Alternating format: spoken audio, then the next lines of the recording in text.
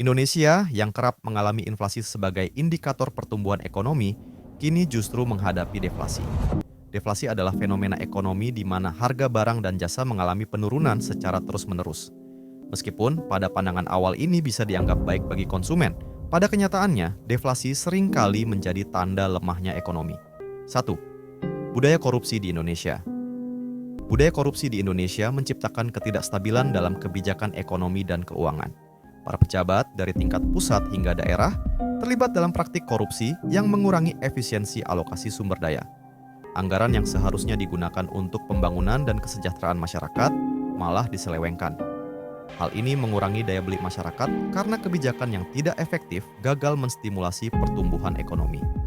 Korupsi juga menciptakan ketidakpercayaan pada pemerintahan yang berkontribusi pada melemahnya investasi dan konsumsi. 2. Adanya generasi mager. Selain itu, Indonesia kini berada di tengah-tengah bonus demografi yang seharusnya menjadi peluang untuk meningkatkan produktivitas ekonomi. Namun, munculnya generasi mager, malas gerak, menurunkan potensi tersebut.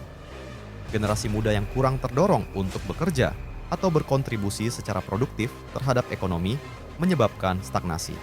Ketergantungan pada teknologi dan gaya hidup yang pasif membuat daya beli mereka rendah dan tidak memberikan kontribusi yang signifikan dalam pertumbuhan ekonomi, sehingga memperparah kondisi deflasi.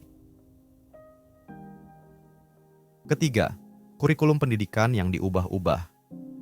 Lebih jauh, masalah pada sistem pendidikan Indonesia turut memperlambat angkatan kerja dalam berpikir dan berinovasi. Kurikulum yang terus berubah-ubah mengakibatkan ketidakjelasan arah pendidikan, sehingga lulusan sekolah tidak siap menghadapi tantangan dunia kerja modern. Dengan sistem yang tidak stabil, kemampuan berpikir kritis dan adaptif dari angkatan kerja menjadi lemah. Hal ini mengurangi produktivitas dan kreativitas di tempat kerja, menurunkan inovasi, dan memperlambat pertumbuhan ekonomi. Keempat, suntikan dana masyarakat ke judi online. Suntikan dana yang besar yang dilakukan masyarakat ke dalam sektor judi online juga menjadi penyebab lain deflasi. Dalam beberapa bulan terakhir, transaksi judi online di Indonesia telah mencapai ratusan triliun rupiah. Dana yang seharusnya digunakan untuk konsumsi produktif malah tersedot ke perjudian, yang seringkali mengalir ke luar negeri. Ini mengurangi aktivitas ekonomi lokal dan merusak daya beli masyarakat, karena uang yang beredar di pasar menjadi lebih sedikit dan tidak digunakan untuk membeli barang atau jasa nyata. Dengan begitu banyak uang yang mengalir ke judi online, masyarakat semakin mengurangi pengeluaran untuk kebutuhan sehari-hari. Hal ini menyebabkan penurunan permintaan barang dan jasa yang pada gilirannya membuat produsen menurunkan harga untuk menarik pembeli. Akibatnya, harga barang dan jasa turun, menciptakan tekanan deflasi yang lebih besar di dalam negeri. Penurunan harga ini tidak hanya berdampak pada konsumen, tetapi juga pada produsen yang harus berjuang dengan keuntungan yang semakin menyusut. Daya beli yang rendah ini diperburuk dengan rendahnya pendapatan masyarakat, korupsi, kurangnya inovasi, dan ketergantungan pada sektor non-produktif seperti perjudian telah mengakibatkan stagnasi ekonomi. Masyarakat dengan pendapatan rendah atau yang tidak pasti cenderung menunda pembelian, dengan harapan harga akan terus menurun. Ini menciptakan siklus deflasi yang semakin memperparah kondisi ekonomi. Selain itu, kebijakan fiskal dan moneter yang tidak tepat waktu dalam menangani korupsi dan judi online juga memperburuk situasi. Pemerintah kurang tegas dalam membatasi aliran dana ke sektor yang merusak, sementara dana yang seharusnya dapat digunakan untuk memperbaiki daya beli masyarakat terhambat oleh korupsi.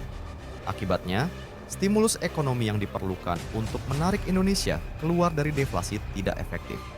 Akhirnya, deflasi yang terjadi di Indonesia merupakan hasil dari berbagai faktor struktural yang saling terkait.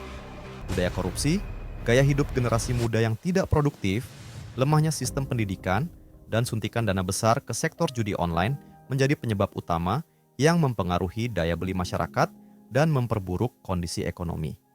Jika tidak segera diatasi, masalah-masalah ini akan terus menekan ekonomi Indonesia, mengancam kesejahteraan jangka panjang. Untuk keluar dari deflasi, Indonesia memerlukan pendekatan terpadu yang mengatasi akar masalah secara langsung. Pembenahan sistem pendidikan, pemberantasan korupsi, dan pengaturan ketat terhadap aliran dana ke sektor-sektor berisiko, seperti judi online, harus menjadi prioritas. Hanya dengan begitu, Indonesia dapat mengembalikan stabilitas ekonomi dan memastikan kesejahteraan masyarakat ke depannya.